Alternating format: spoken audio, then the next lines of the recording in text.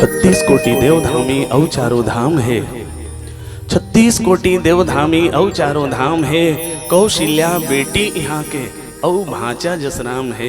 छत्तीसगढ़ के पावन माटीला कोटि कोटि प्रणाम है, कोटि कोटि प्रणाम है, कोटि कोटि प्रणाम है।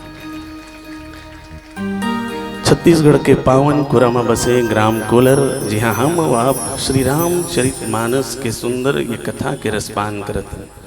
नाना पुराण निगमागम सम्मतम यत् रामायण, चारों वेद, 6 शास्त्र, 18 पुराण के सार श्री रामचरितमानस की इस दिव्य कथा में समाहित है। और ऐसा सुंदर कथा के इतना रसपान हम और आप करते हुए खेद के बात यही है, जो अभी मंच के माध्यम से उद्घोषक महोदय जी और बेटी बचाओ बेटी पढ़ाओ के जिला संयोजक महोदय जी बताई से अतेक आयोजन होवत है, अतेक राम कथा सुनत हन, तब होले समाज में ये अनीति और ऐसे अनीति जेकर वर्णन भी नहीं करे जा सके। रामचरितमानस के पावन प्रसंग है, भगवान के अवतरण ये धरती में काबर हुई। गोस्वामी तुलसीदास जी सुंदर ये भाव दीन, माता पार्वती जब प्रश्न करीस भगवान भोलेनाथ से, तो ये प्रश्न के उत्तर में बोले कि बाढ़ है असुर अधम अभिमानी, जब जब होई धर्म के हानि। जब जब इस धरती पर अत्याचार बढ़ेगी तब तब तब तब प्रभु धरि विविध शरीरा, हर ही कृपा निधि सज्जन पीरा। तब तब ये धरती में भगवान के आगमन हुई। श्री कृष्ण जी अर्जुन ला कुरुक्षेत्र के मैदान में गीता बताते समय, ज्ञान बताते समय भी उस समय के यदा यदा हि धर्मस्य ग्लानिर्भवतु भारत अभ्युत्थानम धर्मस्य तदात्मानं सृजाम्यहम् परित्राणाय साधूनां विनाशाय च दुष्कृतां धर्म संस्थापनार्थाय संभवामि युगे युगे। प्रसंग मिले हैं मोला, बिल्कुल वही प्रसंग आ गया कि बरनी न जाय अनीति घोर, निशाचर जो करहि हो राम। हिंसा पर अति प्रीत तिनके, पाप ही कवन मिति राम। पाप ही कवन मिति राम।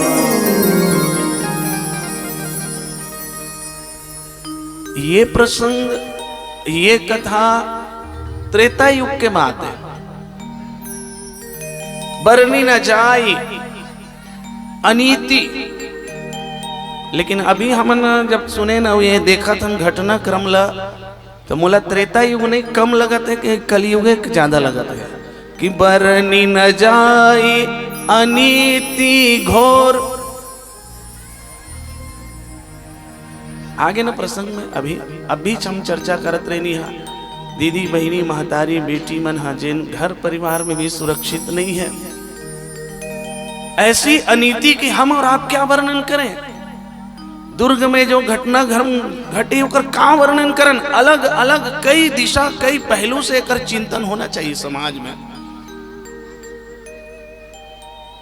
ये प्रसंग में तैयारी में ऐसे करत रहूं कि यह बात बोलूं वह बात बोलूं कि लेकिन इतना प्रासंगिक हो गया ये प्रसंग है कि मैं ये प्रसंग वर्तमाने में बोलूं कि त्रेता युग के बाद वो तो बरनी न जाई घोर अनीति, रावण के जैसे अत्याचारी के आयले त्रेता युग में उस समय के जो अनीति अत्याचार होत रही ओकर वर्णन नहीं करे जा सके करके गोस्वामी तुलसीदास जी लिखे हैं। बरनी न जाई घोर अनीति, और कैसे निशाचर जे करही, वो निशाचर मन रही, उमर राक्षस मन रही, ओ मन अनीति करे ओ समय त्रेता युग में।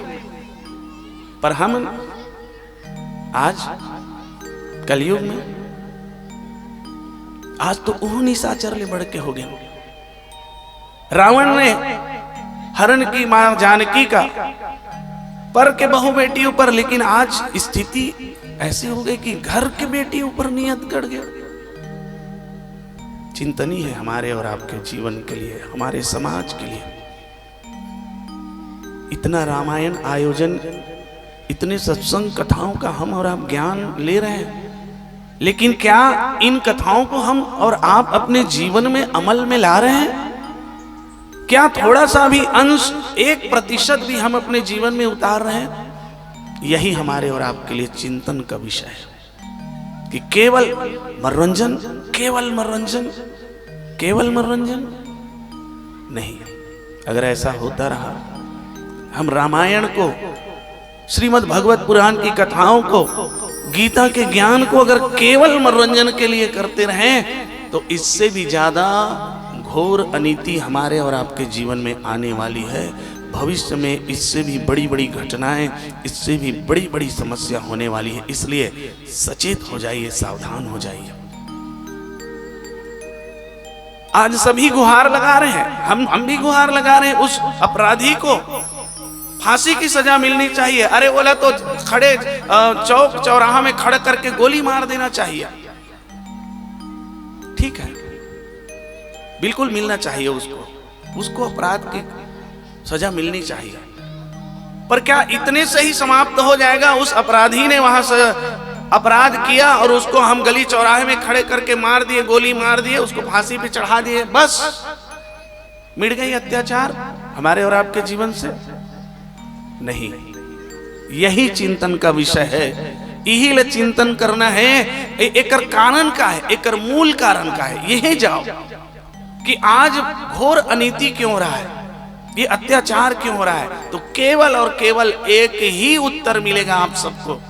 आज हमारा और आपका आज जीवन धर्म के प्रतिकूल हो गया है। धर्म माने हिंदू मुस्लिम सिख ईसाई नहीं, धर्म माने कर्तव्य, धर्म माने नीति। आज हम और आप अपने जीवन के नीति ल भुला गए हैं, अपन धर्म भुला गए, अपन कर्तव्य भुला गए। एक परिवार में पति पत्नी के जीवन में क्या धर्म होना चाहिए, पिता पुत्र का क्या धर्म होना चाहिए, समाज में हम बाकी लोगों के प्रति हमारा क्या धर्म होना चाहिए, क्या कर्तव्य होना चाहिए, बस यही तो हमको और आपको सीखना है इस रामचरितमानस से। और इसी से हमारे और आपके विचारों में परिवर्तन होगा। जितनी भी खराब मानसिकता है हमारे और आपके जीवन के, उस खराब मानसिकता से निकलना होगा। और उसके लिए जरूरी है ऐसे सच साहित्यों को, रामचरितमानस जैसे ग्रंथों को हम और आप अपने जीवन में सुनकर अमल में लाएं। बरन न जाए अनीति घोर। अब क्या वर्णन करें इसका? त्रेता युग की बात और आज की कलयुग की बात, दोनों ऐसा लग रहा है कि आज कलयुग की वर्तमान घटना तो त्रेता युग की घटना पर भारी पड़ गई।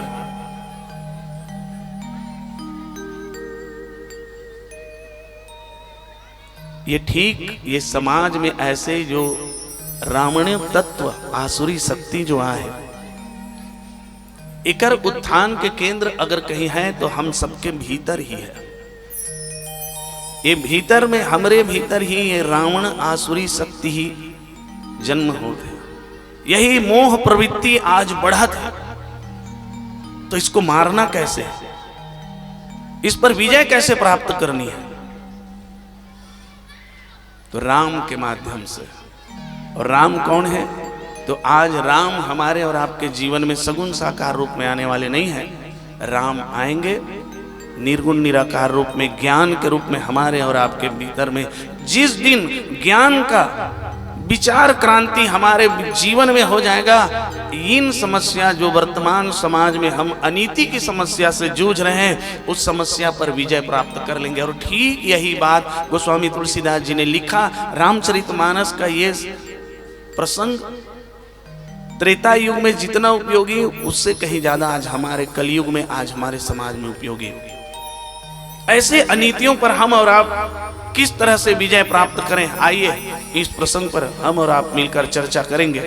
इससे पहले वंदे भवानी शंकरो श्रद्धा विश्वास रूपिणो याभ्याम विना न पश्यन्ति सिद्धा स्वांत स्तमीश्वरम। बहुत सुंदर भाव अभी भैया सेन जी बताइए, इसकी जिस घर में कन्या न हो, जिस घर में बेटी न हो, उस घर की स्थिति क्या होती है? क्योंकि जगदम्बा जहां अवतरी सो पूर्व बरनी की जाए। जगदम्बा बेटी ही कौन है? श्रद्धा है। हमारे और आपके जीवन में भी श्रद्धा के अवतरण जब हो जाए, और वही श्रद्धा जब विश्वास से मिल जाए, और रामचरितमानस के इस ज्ञान से, इस धर्म से, इस कर्तव्य से हमारा और आपके जीवन में क्या किस तरह से परिवर्तन है, एक लिए हम लोग और आप लोग भिड़ना है। तो श्रद्धा और विश्वास ला आवो मनावन।